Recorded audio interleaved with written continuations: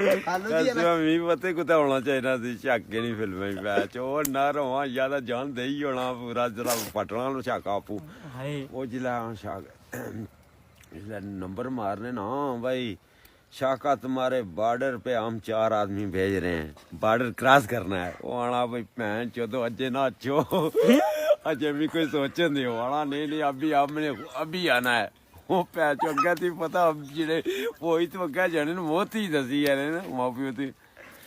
वो जिला लेके जाने का शक ही पता लगना ये भैन चो फौज वाले का मना किते ये तो तू अग्गे चने अग्गे मेहनत लगे टागर टागर आगे ना आगे मैंस लगे हुए हैं और टपने टपने इसने होने न गए तो वो ना ठाए शाका है मैं मारना मैंस को आपू पहुंचे ज्यादा सही टकाना